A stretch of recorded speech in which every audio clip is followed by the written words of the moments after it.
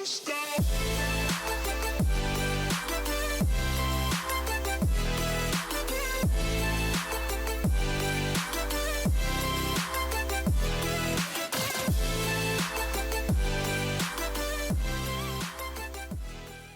there, Coach Sage of SageRunning.com here with some of my favorite treadmill workouts and running tips for treadmill training. I'm obviously outside here on a beautiful day, but treadmill, there's some obvious benefits to treadmill running, which first thing is you could avoid inclement weather. You could hit a fast pace in a certain workout, very specific pacing with the speed on the treadmill. But say it's a blizzard outside, it's all icy, there's a bunch of snow, or it's dark and gloomy and rainy. Sometimes it's more dangerous to run outside when it's dark and there's bad weather and it's a foot of snow. That being said, I've trained in blizzards before all the time. But if you have that luxury, sometimes it does make sense to engage the treadmill in that type of situation. Also, if you're busy, you could watch the kids maybe, or you could run after work at nighttime or really early in the morning. You don't have to wear a headlamp or all these layers. So that's a huge benefit right off the bat for treadmill running, as well as the constant pacing. Drawbacks of treadmill running, obviously, it is slightly different mechanics running on a treadmill because of the nature of the moving belt. This is a motorized treadmill.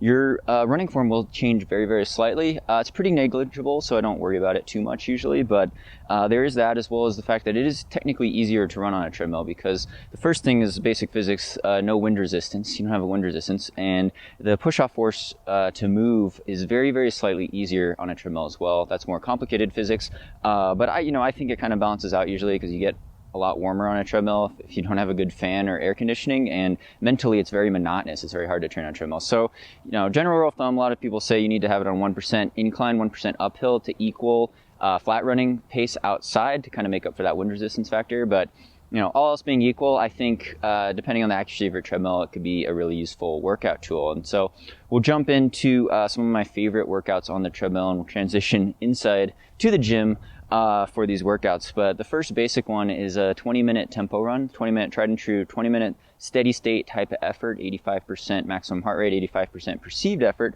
For a lot of people, that's going to be about 15 seconds per mile slower than 10K race pace, or about 10 seconds per kilometer slower than your current 10K race pace, 10K fitness. It's a steady 20-minute effort. It's pretty monotonous. You might want to listen to music or watch something, but you can monitor your pace very precisely, slowly increase it. It's better to start off a little too slow and be able to speed up towards the end, although you keep it a pretty steady pace, pretty steady workout. You could write that down in your training logbook, is what pace, miles per hour, kilometers per hour you kept on the treadmill, and what distance you covered in 20 minutes. It's kind of a cool thing to compare, because you could do that 3 weeks later, the same type of workout. Other variations on that, of course, is to do tempo lactic threshold, is what we call them, intervals, where you're actually running, maybe you're breaking up this effort into 8-minute chunks, and the workout is 3 times 8 minutes at this steady state effort. So it's the same sort of pace intensity. You could go maybe a little harder on the last one if you still feel under control. It's not an all-out workout, but it's a long workout, 3 times 8 minutes, 24 minutes worth of work for this workout, and you take a really short 2-minute rest break in between. So you shut the treadmill down, you get a drink of water real quick, you got 2 minutes to catch your breath. Not a full recovery, your heart rate goes down a bit, but it's not a total rest, so it gets a little harder as the workout progresses. But that's a good way to break up a tempo style type of workout on a treadmill. I'm not a big fan of doing really short, hard intervals on the treadmill so much, because you having to stop the belt and get the belt moving really fast again is a bit harder. But first thing you see me there in the gym, you do a nice warm-up jog, 5 to 10 minutes, really light and easy, some light stretching after that, then you go into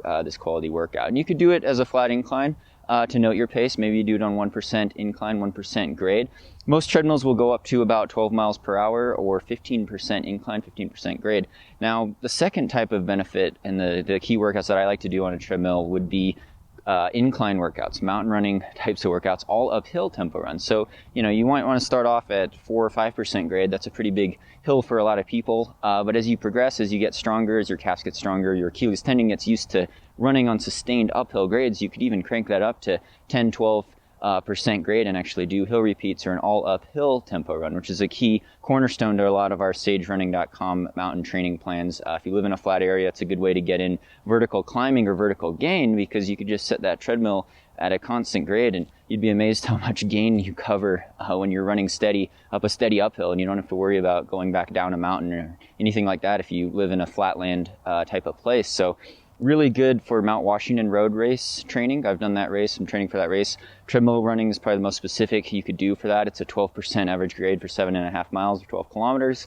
Very, very effective, and very effective for doing long runs on a treadmill.